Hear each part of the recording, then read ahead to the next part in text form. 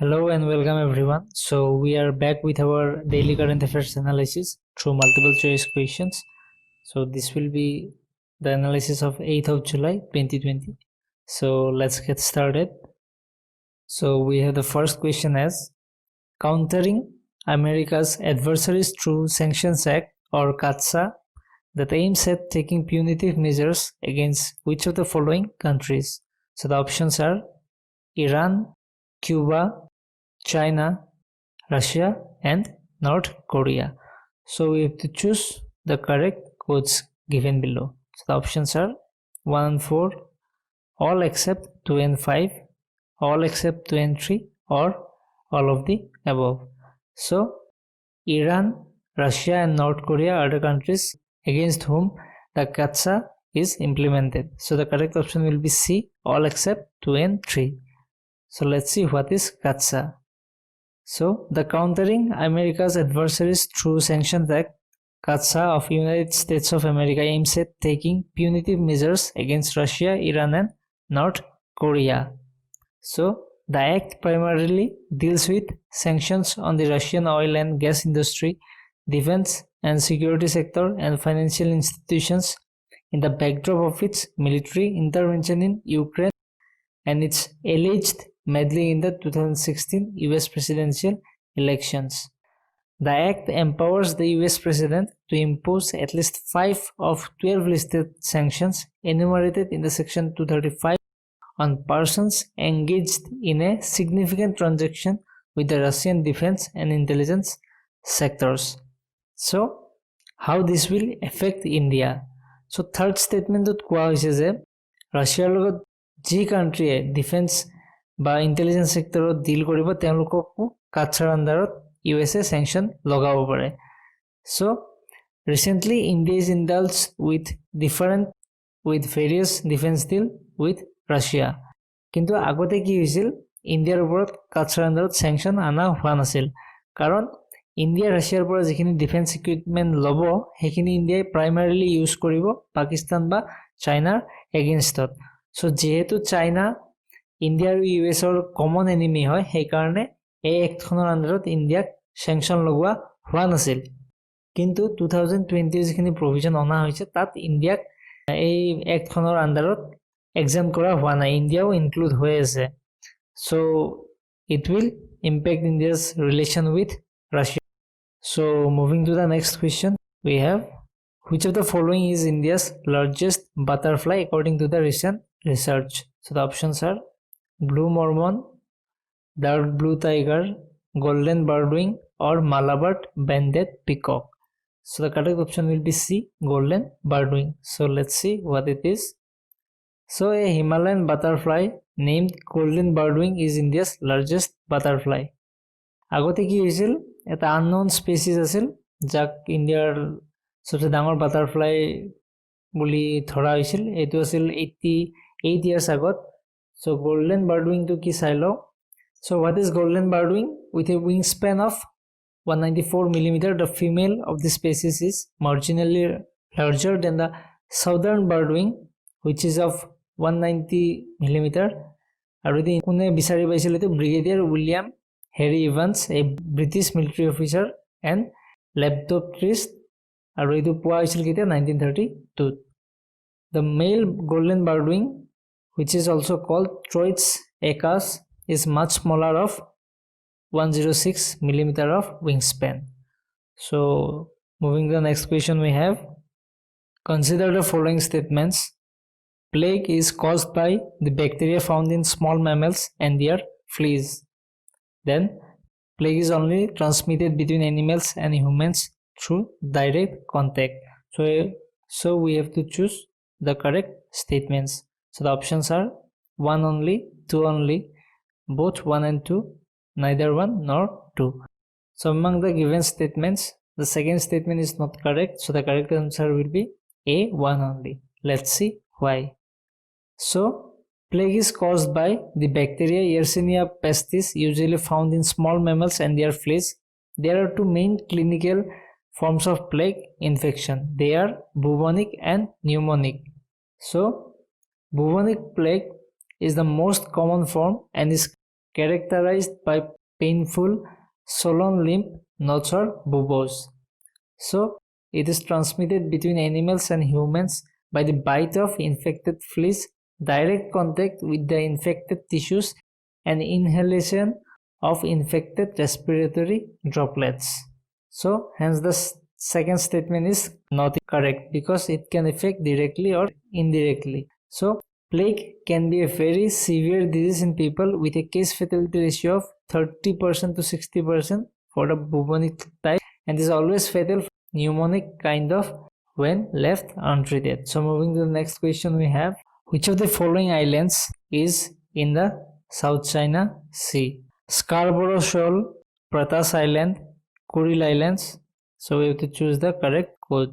So the options are 1 and 2 only, 2 and 3 only, 1 and 3 only, or all of the above. So Kuril Island is not in South China Sea, so the correct option will be 1 and 2 only. So let's see the explanation.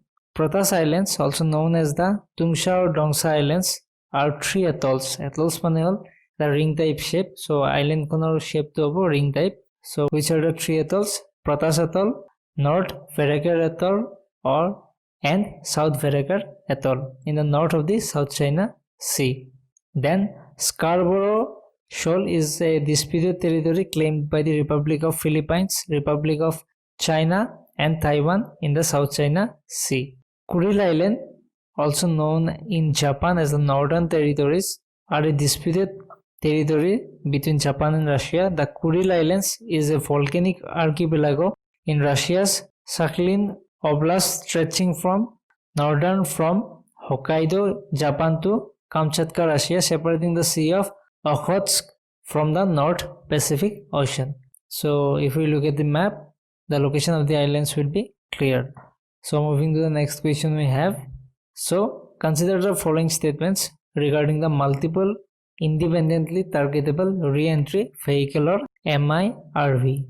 So the options are: MIRVs can carry multiple warheads targeted at different directions. India's Astra missile is an MIRV. So which of these statements are correct? Options are 1 only, 2 only, both 1 and 2, and neither 1 nor 2. So among the given statements, statement 2 is not correct. So the correct option will be A, 1 only. So let's look at the explanation. So MIRV or multiple independently targetable re-entry vehicles were developed in the early 1960s to permit a missile to deliver multiple nuclear warheads to different targets. In contrast to a traditional missile which carries one warhead, MIRVs can carry multiple warheads. So warheads on MIRVs missiles can be released from the missile at different speeds and in different directions. So the second statement is not correct. Why? Because Astra is a beyond visual range air-to-air missile developed by the DRDO or Defense Research and Development Organization of India. It has been reported that India plans to upgrade its Agni intercontinental ballistic missiles into MIRV. So it is underdeveloped. So moving to the next question we have. Consider the following statements regarding the Preventing the Next Pandemic report. So it has been published by the United Nations Environment Programme or UNEP. It identifies the trend of rising zoonotic diseases as being driven by the degradation of natural environment. So we have to choose which of these statements are correct. So the options are 1 only, 2 only, both 1 and 2, or none of these statements are correct.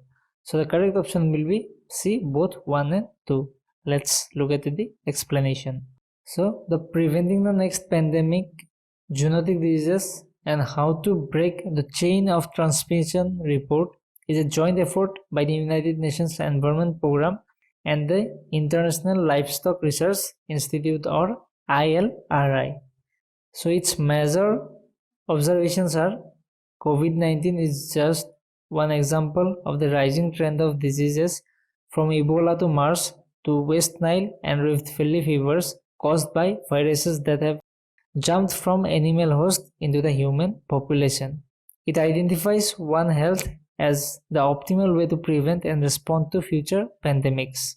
The rising trend in zoonotic diseases is driven by the degradation of our natural environment through land degradation, wildlife exploitation, resource extraction, climate change, and other stresses. So, moving to the next question, we have consider the following statements regarding the Border Roads Organization or BRO. So, it is under the administrative control of the Ministry of Home Affairs. It has a mandate of ensuring connectivity to strategic sectors during peace time as well as wartime scenarios. So you have to choose which of the statements are correct. So the options are 1 only, 2 only, both 1 and 2, neither 1 nor 2. So among the given statements, only the second statement is correct. So the correct option will be B, 2 only. Let's see why. So the Border Roads Organization or BRO is functioning under the administrative control of Ministry of Defense. The budget for the BRO was earlier being reflected in the demands for grants under the Ministry of Roads Transportation Highway until 2014-15 financial year. Then through a gazette notification in 2015, all matters relating to Border Roads Development Board and Border Roads Organization have been placed under Ministry of Defense. So now let's see the role of BRO. So during peace, develop and maintain the operational road infrastructure. General staff in the border areas contribute to the socio-economic development of the border. During war, to develop and maintain roads to keep the line of control through original sectors and redeployed sectors to execute additional tasks as laid down by the government, contributing to the war effort. So moving to the next question, we have which of the following correctly defines 9-dash line? India's claim line on eastern border with China, China's claim line in South China Sea, border between North Korea and South Korea, or border dividing India and Pakistan in Sarkrek. So the correct option will be B, China's claim line in South China Sea. So what is 9-dash line? So the 9-dash line often in news refers to the China's claim line in the South China Sea that has many disputed island territories. It is also sometimes referred to as the 10-dash line and the 11-dash line given the vagueness of boundaries in the region. So the contested area in the South China Sea includes the Pratas Islands, the Spratly Islands, the Pratas Islands, the Macclesfield Bank and the Scarborough Shoal. So this will be clear through the map. So let's look at the map. So to your left you can see 9 green dash, a U-shaped area which is claimed by China to be its part of its territory. So to your right you can see different country has different claims in the South China Sea. This has led to boundary or territorial conflict between different countries. For example, between China and Vietnam, between China and Philippines, between China and Taiwan, etc. So moving to the next question, we have which of the following statements are true? India is among top 5 in terms of opium cultivation in 2018. Asia accounts to more than 90% of global illicit opium production. Afghanistan is the largest producer of opium in the world. So we have to choose the correct statements.